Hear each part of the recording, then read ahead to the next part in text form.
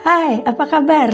Yuk kita berbincang tentang ibu menyusui yang ingin melaksanakan ibadah puasa Ramadan. Emangnya boleh? Boleh lah, asal ibu memang sehat ya pada saat itu, tidak sedang sakit apa-apa. Lah, memang berpuasa itu justru membuat tubuh itu sehat. Karena kita sempat berbenah diri, atau kita sebut tubuh itu melakukan otofagi. Apa sih otofagi? Itu keadaan di mana tubuh memakan sel-selnya sendiri yang rusak, juga aparat-aparat selnya, termasuk jaringan yang sudah tidak berguna lagi. Nah, dengan demikian, maka ini merupakan suatu proteksi alamiah. Otomatis tubuh itu akan memakan barangnya sendiri yang rusak dan menggantinya yang baru, sehingga lebih efisien untuk tubuhnya nanti bekerja dengan baik. Nah, dalam hal ini karena kita berpuasa 30 hari dan setiap harinya kita tidak makan 13-14 jam, maka proses otofagi itu kita sempat dilakukan tubuh itu antara 5-6 jam sehari. Cukup banyak dan sangat-sangat berguna. Tetapi walaupun terjadi demikian, yang tujuannya adalah bersiap-siap, yaitu otofagi terjadi pada saat bahan-bahan asupan makan tubuh yang agak terbatas dari luar, sehingga tubuh melakukan efisiensi dan regenerasi sel. Itu ibaratnya kayak kita habis puasa, kita siap-siap lebaran, bersih-bersih rumah, sehingga waktu lebaran rumah kita dengan perangkat yang baru, baju baru dan sebagainya, maka di dalam tubuh kita siap untuk menghadapi metabolisme yang sehat. Oleh karena itu, kita tetap harus memenuhi gizi seimbang kebutuhan dari metabolisme sehari-hari, walaupun agak kurang sedikit. Minimal kita perlu 1.800 kalori lah sehari, dan protein bersihnya itu minimal 75 gram. Kebutuhan memang berkurang dan tubuh juga adaptasi, yaitu dengan melakukan efisiensi. Tapi ibu memang tetap harus mempersiapkan diri, paling tidak hafal jadwal pola minum anaknya.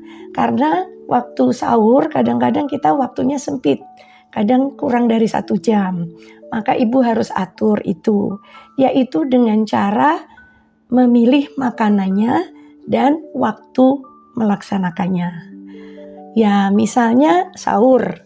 Sahur itu kita harus pilih makanan yang bikin kenyang lama, jangan bikin haus, dan juga bagaimana supaya tubuh tetap segar sepanjang hari.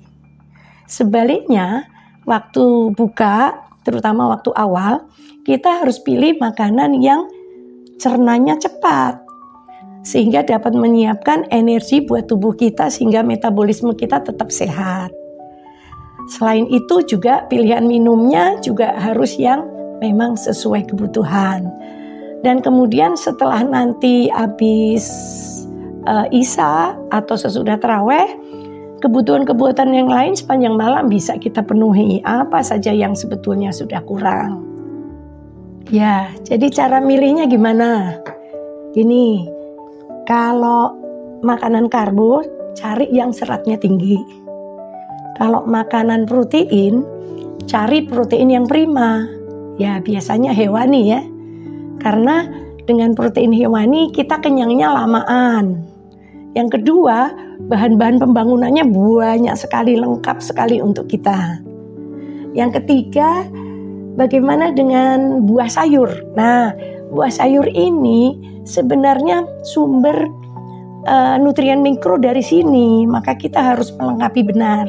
Maka carilah sayur biasanya yang cruciferous, yang bunyi krus-krus-krus gitu ya.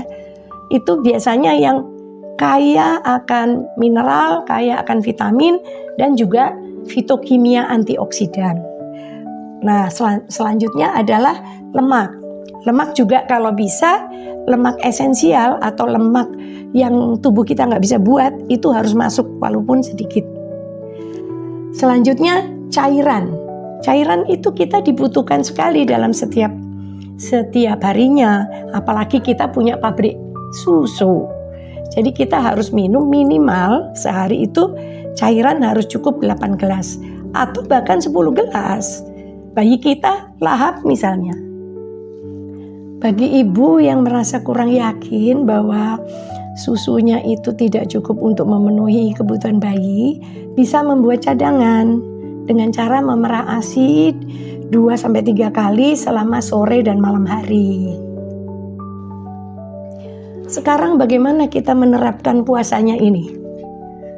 Ya, kalau sahur supaya kita tidak cepat lelah dan juga cepat kehausan, sebaiknya kita tidak minum kopi, teh, coklat, dan juga minuman serta makanan yang berasa manis banget ya untuk sahur. Kenapa? Karena memang kopi, teh itu akan mempercepat metabolisme, jadi kita cepat kelelahan. Dan kalau kita minum terlalu banyak gula, maka kita akan cepat kehausan. Yang kedua, karbonya bagaimana? Jadi supaya kenyang biasanya kita makan nasi, oke nasi bisa. Tapi bisa kentang itu seratnya tinggi juga, gandum bolehlah gitu ya. Itu yang untuk karbonya. Kemudian lauknya kalau sahur ya protein hewani yang diutamakan. Daging, telur, ayam gitu ya. Tapi kalau bisa daging dan ayam juga tidak mengandung lemak banyak ya. Dikurangi yang tidak berlemak lah gitu. Kemudian sayur, tadi saya sudah sebut, cruciferous sayurannya ya, yang berwarna-warni dan hijau. Jadi misalnya nih, kol, blumkol, brokoli, lalu kol merah, ya, wortel, buncis, itu semua adalah cruciferous. Jadi itu sangat baik karena seratnya sangat tinggi sehingga bikin kita kenyang lama. Dan juga antioksidannya tinggi banget di situ. Bisa antiinflamasi, jadi ibu tidak akan merasa tidak nyaman ya. Itu semua penting ya. Selain itu buahnya apa yang buahnya juga bikin kenyang lama? Bagusnya ya, itu apel, seratnya tinggi. Vitamin C-nya juga tinggi. Lalu kemudian pisang, wah itu kaliumnya tinggi, elektrolit terjamin, maaf. Terus apukat, itu bagus. Lalu kemudian jeruk-jeruk, itu sitratnya tinggi, wah itu semua adalah apa yang disarankan untuk sahur. Selanjutnya bagaimana kalau selama siang hari itu? Baiknya ibu tetap beraktivitas tinggi seperti biasanya, jangan diem malah tidur, jangan terlalu banyak istirahat. Selain itu juga ibu happy, nyanyi-nyanyi pikir positif, main bacain anak lagu-lagu atau cerita ya, itu semua akan membantu peredaran darah meningkat dan juga hormon-hormon yang penting akan terbentuk. Bagaimana selanjutnya? Buka puasa. Kalau buka puasa itu awalnya kita harus cari yang dicerna cepat. Bagus sih anjuran dari sana juga, yaitu kurma. 3-5 buah cukup. Kemudian pisang boleh. Nah itu yang paling bagus dilakukan. Cukup seratnya, tapi cukup glukosanya juga ya, sehingga ada cernanya teratur dan bisa mendapat energi dengan cepat. Minum tetap jangan manis dulu. Nah nanti kalau sudah terawehan, maka kita bisa melengkapi semuanya yang lain. Mulailah boleh minum manis, tapi tetap ya di sini daging, protein hewani, daging, telur, ayam tetap diusahakan, Plus boleh pakai kacang-kacangan. Kacang-kacangan yang segar apa? Kacang merah, kacang kedelai, yaitu tahu tempe, kacang hijau boleh ya, itu semuanya boleh. Dan juga yang lain, sayuran, benar, sayuran yang lain boleh, tapi masih ada krasivirus lebih bagus lagi. Sayuran-sayuran hijau itu bagus, tapi khusus untuk bayam karena mengandung terbanyak asam oksalat, maka sebaiknya jangan dipilih karena akan mengganggu pencernaan. Mendingan kita pilih sawi hijau, yang hijau dan krasivirus. Itu semua. Buah juga sama. Buah yang tadi kita sarankan untuk sahur juga tetap baik waktu malam hari, boleh ditambah buah yang lain. Pokoknya ibu harus cukup kenyang.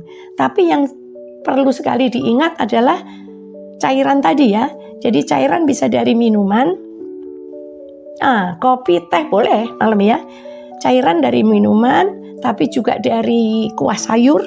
Maka kuah sayur ibu sebaiknya ada kaldu dipakai, terutama kaldu tulang atau kaldu ikan. Wah, itu hebat. Kemudian kaldu dan juga minumannya tetap boleh manis, tapi ya dijaga karena supaya kita menyusuinya tidak cepat sekali kehausan. Minuman kita diperbanyak 10 gelas kalau bisa dalam sehari.